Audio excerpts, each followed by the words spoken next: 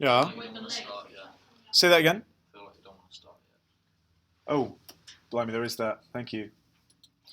Okay, guys, so this last minute theory revision that's going to help you hopefully primarily with question 1B. That's the one where you're going to get asked to evaluate one piece of your work against one of the 5 key concepts. So it might be genre, narrative, audience. Help me out. Representation. Media language. And media language. Media language came up last year, which means it's the least likely. However, as we've seen with the AS exam, there's still every chance it could come up because representation came up twice in a row. So don't discount it. And if it does, actually, I'd say media language is the loveliest because you talk about the media language in your text. Analyze it like you did question 1 last year. So, part 1, audience. You should know before you even go to the exam what your text is. You know if audience comes up and you need to talk about how you catered or how you tailored your text to a specific audience, you should know straight up that you're doing either your AS or your A2 production or maybe one of your ancillaries. I wouldn't recommend that so much because there's far less that you did for them. But I mean, I read one of Rosie's answers yesterday, and it was a really lovely structure of kind of just saying what the text was, saying who the target audience was, and then literally basically just giving loads and loads of examples of how she did specific things to tailor it to that audience. Okay? Can anyone remember what the 2 theorists were? In fact, let's do them one by one. So, Bulmer and cats. Oh. yeah. So obviously, don't remember Bulmers and cats, but if you can remember that picture, Blumner and cats. I think you remember that. Is it cats? C-A-T-A-S? No, K-A-T-Z. Beautiful, very good. So what did Blumner and cats? Bad stereotype. Say again? No, good stereotype. No. Yeah. We're doing audience. Yeah. What he said. What did he say? Use and gratification. So there are 4 different ways that an audience may be gratified by a. Number 1. Warm glow. No. Damn. There are 4 ways that you might be gratified by text. Right, personal identity. What is that? Personal identity. So like, gives you. I can't really explain it without saying personal identity. Go on, Sean. Like in Idol, like when you were younger, you used to look up to superheroes. Oh. Yeah, absolutely. You look up to gives someone you you. something that you can relate to. Yeah, someone you relate to, someone that you identify with, someone that represents you in the media. Absolutely, that's a sense of personal identity. What's the other 3? Information. Information. Where would you get information from, Sean? The news. From the news, you actually access a text to learn something. It doesn't have to be the news. I go to GameSpot. That gives me information about video games. You go to Mountain Bike Warehouse, whatever. It gives you specific information about something you like. I'm trying to think of, let's think about a quiz show like University Challenge. Do you access that for information? In a way. But you also add it for I mean, you certainly learn from it, but do you go there to learn? Like, not really. Like, it's about general knowledge, it's about non-fiction text, but you don't go there to, like, I've got to find out about the rainforest. I'm going to watch University Challenge. It's almost like a byproduct, isn't it? So we've got information, personal identity, what else? Entertainment's just that general one. It's that kind of like, yeah, we go there to escape, we go there to enjoy something. It's kind of like the one that fits almost every single box. Yeah. Social interaction. Social interaction. Explain, Day. How do you get social interaction from watching soap opera? I don't know. So, like, people watch EastEnders and then they'll go to college or something and they talk. Yep. So it can act as a go-between between you and your classmates. It might be like Dude Perfect. So, literally you came in this morning, oh, have you seen the new Dude Perfect video? It acts as a social conduit between you and other people. That's a social interaction. But there's another way, and I said soap operas for a reason. Because it's on at prime time, you could sit down and watch it with your family. Yeah, absolutely. Again, it's another social conduit where, every single week we sit down, we watch The Voice. It's a way that we are brought together by the media. We use it to enjoy our time together. If I'm stuck for something to do with my parents, I should just go to the cinema. But there's another one, yeah. How would you talk about this with relation to you? I'll come back to that in a second. Yep. Is it because they're like naturalistic characters that we see in our everyday day-to-day life? Yeah, you're more or less there. The fact is, we actually end up having a social bond with the characters, I've never met Alexander Armstrong, but I watch Pointless so that I have a social bond with him, I enjoy watching the guys on Dude Perfect. I feel like they're my mates kind of thing. Do you know what I mean? So that's another way that you get, like, social interaction, especially if, like, maybe you're a bit lonely. Maybe maybe you're not in a relationship, something like that. You can almost use the media as a substitute for relationships. Callum, your question was, how would we actually use this in an answer? You can literally just throw in Blonder and Cats and speculate as to how people are gratified by your text. Okay. So I made a horror film. For a lot of people, this will provide entertainment. For example, the scene where there's a high-speed chase, I found very gripping and entertaining. People want to find out what happens next. However, my protagonist was a female, a teenage female, who I think a lot of the female audience would be able to identify with. There might be a sense of personal identity there. So that's another way. Give specific examples of how they are gratified. So yeah, that's it in a nutshell, guys. You said it all. Well done. And I think we've answered all those questions. Any questions on Bloomer and Cats before we move on? No, it's a nice one. That very nice and easy to apply. And you know what? Technically, you could apply it beyond just audience. Think about if you had a question based on representation, and like I said, you spoke about that main protagonist, the female. There's no harm in kind of throwing in Bloomer and Cats if it fits. Okay, what's this one? It's Stuart Hall. Yes, it's Stuart Hall. Can you explain why it's Stuart Hall? Reception theory. Yeah, reception theory, and there's a lovely wedding reception. So again, Morley is, right, lots of people have studied reception theory. David Morley was one of them, and you are fine to cite David Morley. I think I put him in your books. Stuart Hall is someone who went on to do further research into reception theory, and although fine, it's a little bit like, not Kurt Lewin. You know what I'm talking about. Prosumerism? Jenkins. No, you're just saying. Stuart Hall for media language. Oh, Toffler. Toffler. It's a bit like Toffler having the initial research on prosumerism in the 80s, but Gauntlet having, really run with it so much further, he almost gets the credit for it more. He gets cited more often. So anyway, Stuart Hall's the same deal. Realistically, he gets cited more often for reception theory, even though Morley would have been a good original theorist. It doesn't really matter which one you cite. But either way, we're talking about reception theory. Dave, which is? Reception theory. Literally think about the word. How the audience perceives the media. Yeah, it's a nice one in terms of it's easy to remember, because if you think about the word literally, what it means to receive, like a reception in a hotel, it's where you receive guests. How do you receive the media? Now, there's only 3 ways that you can receive the media. Lauren, can you remember any of the 3 ways that we receive the media? How can you read it? Negotiated. So that's the kind of the middle one where you maybe kind of slightly agree with its messages, but not necessarily 100% it doesn't fit with your belief system. So yeah, Stuart Hall. So that's what I was just saying. That's the one you would more likely go with. Say that again. This is media language, isn't it? No, this is still audience. However, I mean, yeah, you can put this in media language. Wait. I thought this was media Yeah, I thought language. it- You can put it in both. It's always- You can absolutely put it in either. Okay. It's not like this is an audience theory. It's one that fits very well there. It also fits very well in media language. So negotiated reading. That's the one where I always give the example of I love GTA 5. I don't approve of the violence. I don't think it's nice, the idea of reenacting bank robberies and stuff like that. However, I'm a gamer and I enjoy it, and I understand that it's not going to turn me into a killer. It's for entertainment. So I play it even though I don't necessarily agree with it. Whereas a preferred reading, what Rockstar want me to think is like, oh, this is just great. It's a parody. It's taking the mick out of the American culture. It's all just in good fun. I guess I can see that, but I don't like the killing. And the oppositional reading is what your parents probably have. You are not playing that awful game where there's killing and shooting and stealing cars and stuff like that. That is absolutely opposite to what they wanted. So 3 different readings. How would you apply it to your text? Maybe you could just offer a few examples as to what the preferred and oppositional readings are for certain things. Any questions? I think that one's the easier. It's a nice one, and like I said, Lauren, don't feel like you only apply it to audience.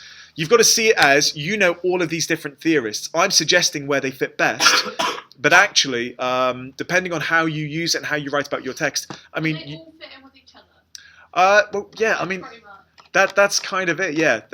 We're talking about the media as a whole here. They all fit within the media. But, I mean, think about it. Sorry to interrupt, Josh. Think about if you were talking about representation, you were talking about how you represented the villain in your piece.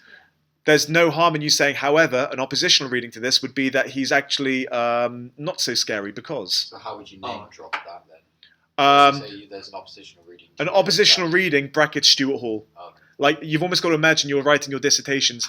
As long as you put in brackets Stuart Hall, then your citations. Yeah. So I thought you'd have to write like, I've got in my head that you have to write like, there was a theory that relates to this. This is Stuart Hall. Yeah. I think theory, like, that's more the case for question 2.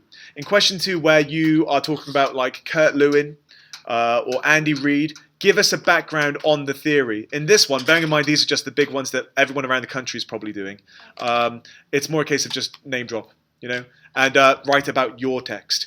In question 2, everybody around the country has done different theorists based on what they're studying. So I think there's slightly more need to explain to the examiner what you're talking about. If you just drop in Andy Reid, there's probably very little likelihood they'll know who you're talking about. Sorry, Sean. Do you have a red biro? Do I have a red biro? Yeah, help yourself. It's in the cupboard over there. Any questions on Hall? No. Lovely. All right, next up is representation. 5 theorists. No way in hell you need all of them, but the reason I've given you 5 is because there should be some that apply to you. If you've got a text with no females in, then you're not going to really need Laura Mulvey. Rosie, you've got no men in your text, so you're not really going to need Urban Cats. Okay? So, what could that be? Moldy is Moldy. Moldy is Mulvey, yes. And there's a guy checking out, gazing there.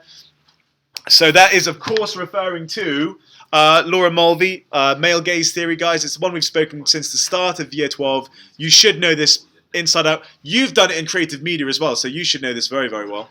In a nutshell, the camera takes the male point of view because we live in we're talking about an industry which is built on it's a male-driven industry, and fine, you've got the head of Disney now, who is a lady, and there's a huge amount of women in the industry, but actually, historically, it was male executives at the top of the ladder, and that meant mostly in the 70s and 80s, there was an awful lot of objectifying women in the media.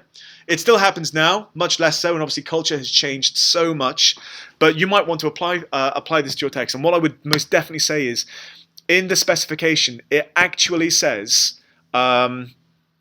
in the specification, it says you are just as able to write about how a theory does not apply to your text as it does. Okay, so if you had a female character in your text, Josh, and she wasn't at all objectified, you could still apply Mulvey and just say about how this theory does not apply to my text. It still shows understanding of the theorist and allows you to talk about the representation, how you chose to represent them in such a way. But like, could you say like, I did not apply the Laura Mulvey's male gaze because I wanted, I don't know. Yeah, I didn't apply because what I did do was this, which looked like this. Okay. And yeah, she argued that women's roles in film are either they're there to be an erotic object to the male audience or male characters in the film. That's more or less it. Okay, nice and easy one to apply. What are we talking about here? Ups and cats. Yep, up and cats again, spelled K-A-T-Z. Excuse me. Which one was this? Tough guys. Say again. Tough guys theory. Absolutely. So, media represents masculinity as aggressive, dominant, and violent. So, in other words, because it makes for far more entertaining watching, what we get these days is, there's a bad situation, something wrong's gone on. Beat up the bad guy, and you win the day. Victory, order restored. So, that's teaching us from a very, very young age that to get what we want or to win the situation, to resolve some kind of dispute, violence is the answer, and that's not the case. But that's very much what they're arguing is what we see, and it's true as well. Even in family films, I was watching. Has anyone seen Three Men and a Little Lady? Mm-hmm. Yeah, great film, classic film. Great. You've not seen Three Men and a Little Lady? Tom Selleck. Oh, it's such a good film. Anyway, again, it's a family film. It's a lovely little film about these 3 American guys who come over to England to attend the wedding of a girl they've risen since she was a baby. And at the last point when they're about to get married, and Tom Selleck steps in, he's kind of like, "No, you can't do this. Come back to America and live a happy life with us." How does he fix the situation? He punches the groom. Everyone cheers happily ever after. It's teaching us from a young age that violence is okay. And like that would never have been okay. If that had been a real film, he'd then have been arrested, got charged for assault, and probably had a restraining order on the daughter. So I mean, it's nothing like real life. Any questions on Tough Guys? No? Let's move on. What are we talking about here? Oh, children now. Which one was that? It was 7 different stereotypes. 7 different stereotypes. A 1999 research group that examined stereotypes of masculinity in film. Okay, so you don't need to remember all 7, but just the ones that apply to your text. So we might have. Oh gosh, it looks like down to there. Let's try and remember. We've got the strong silent type. The lovable buffoon definitely applies for your text. Yep. The Joker. Action hero. Big shot businessman. Big shot businessman. 2 left. Outdoorsman. The outdoorsman, like Bear Grylls.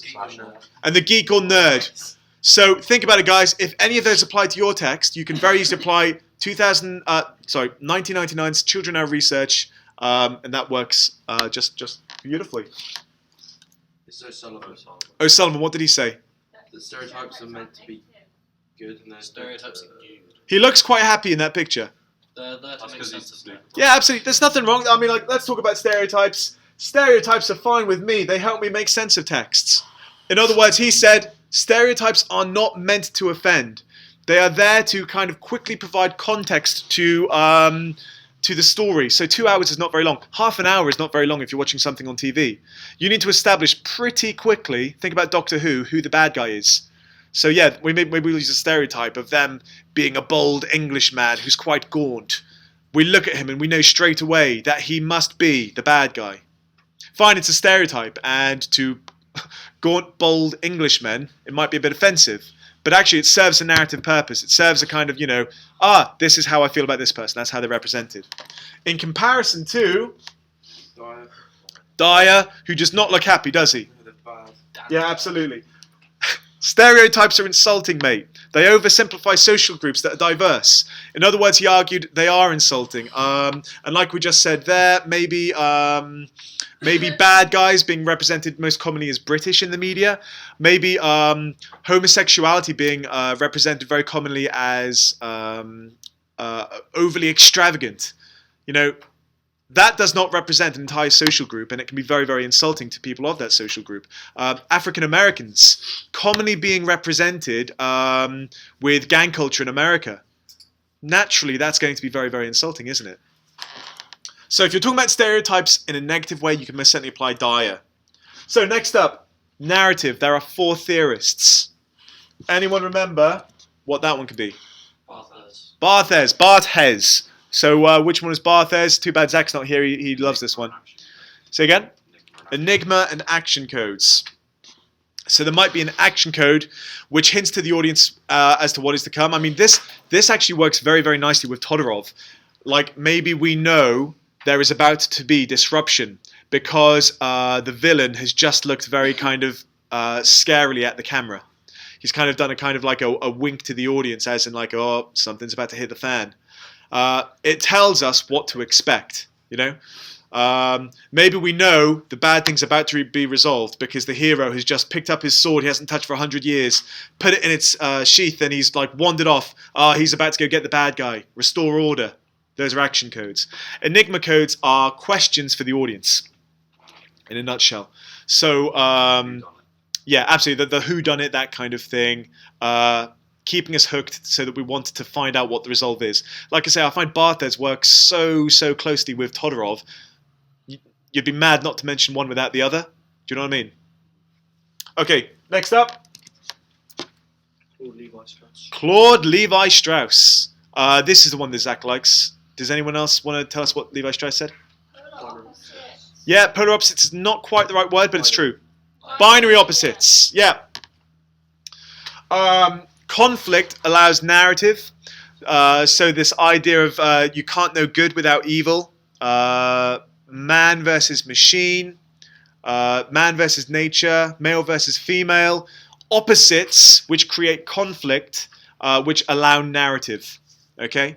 And it might be the backdrop of your film. Think about The Terminator. Man versus machine. It might just be a more subtle thing. Like I say again, 3 Men and a Little Lady, Americans and British. Those are 2 complete opposites in terms of culture. What would this one be? Isn't that Vladimir Prop. Prop? Prop. We've got lots of props in there. Vladimir Prop. Really, really nice one to apply because it's so vast. What is it again? Vladimir Prop. Say again? 8 character types. 8 character types. What about them? Very different to the 8 character types of children. Now, those are representations. Yeah. So he studied lots and lots of theory ties. Say again? Represents narratives. Not representative narratives. It allows for narrative. So there are 8 character types which serve a narrative purpose. Okay. So why is there always a hero in a story? Oh, you got the hero, the villain, the... Yeah. But why is there always a hero? Save the princess. Someone's got to save the day. Someone's got to restore order, right? Why is there always a villain? Something's got to go wrong. It would be a boring story if nothing went wrong. So, you've got 8 different character types. So there's the hero who is on the quest. You know, imagine Star Wars without Luke Skywalker. Nothing would happen. The person who has got to restore order, achieve the thing, rescue the princess. The villain who creates the disruption, thinking about Todorov again. The princess, who very often can be the prize, or maybe it can also be the dispatcher. And again, it doesn't necessarily have to be a princess. Someone who is important, who requires something to be done. The dispatcher, who, like I said, might sometimes also be the princess, sends the hero on the quest. You must go and rescue this person. Take this ring to Mount Doom. You know, the dispatcher, the person that kind of like, oh, well, that's what I'm going to do for the next 2 hours. That's our film sorted. That is the quest. The donor, you cannot achieve this without this special thing. Be it a lightsaber or a fellowship who are going to join you to Mount Doom. The helper, the trusty sidekick, the person who sometimes you like more than the hero because they're almost there for comic relief sometimes. Han Solo, Sam Gamgee. The father who rewards the hero. Once you get there, once it's all been, everything's turned out okay, maybe the king or the policeman who pats you on the back. Hey, well done. Thanks for helping us out there. The false hero who appears to be helping the hero but is unmasked as a fraud, kind of like for an early twist. I don't think it's quite as applicable to everything as some of the others are. But that's the other thing. Don't go thinking that a story has to have all of these. Dave made a story with one single character, who is arguably the hero. You could argue, Dave, that the voiceover of Bear Grylls in your text is the dispatcher. He is sending you on this quest to go and find yourself. Do you know what I mean? So don't feel like you've got to write about all of these, but identify in your text which character archetypes are there. Which leaves us with just one. Yeah, Todorov. Which we know so well. We've been doing this for years now, so go on. I know you love it. Equilibrium, Yeah. disruption, realization, repair, new equilibrium. Yeah, absolutely. Broadly speaking, it fits into everything. And you think about grand storylines, or you think about Disney stories, they work. So it applies just as much as Toy Story. And the disruption, the things that goes wrong, is that they get lost and taken away from their home. It's just as true as there is an asteroid heading towards Earth, which is going to blow everything up. It's true with a relationship. You find a text message that makes you think maybe the person you're in a relationship is cheating. The whole story then, finding the new equilibrium, is going to be trying to find the repair, confronting it, doing an investigation. Cool. Any questions? We're all happy? Yeah? I'm counting on you guys to challenge me if there's anything you are not happy with. Honestly, just say. Good. We're doing well. So, next up. Genre. We've got 2 theorists for this one. Chandler. How many guys you actually watch Friends? I've watched it like 5 times all the way. Hey, really? Blimey. Yeah. So you should know Chandler. Genre helps to make sense of masses of media. In other words, we have got so many billions of texts. When you think about magazines, the internet, TV, movies, all of the different things that have been made, like, it would be a muddle if we didn't have some form of a filing cabinet. And arguably, that's what genre is. It's a way of classifying things by common traits. But it's not easy because of how many similarities there are. You know, narrative, we've already said from Todorov, you can have a similar narrative structure in a kids' film and a horror film. You know? Settings. You can't really define, he would argue, you can't really define something by its setting because, you know, a fantasy film might take place in a forest, as might a romance. As opposed to... Yeah? Altman. So he argued about the three visual pleasures. So what's a visceral pleasure? What would a visceral pleasure be? Gut responses to a certain genre. It might be that, you know what, I love watching horror films because I get that gut kind of thrill when I see the chase or whatever.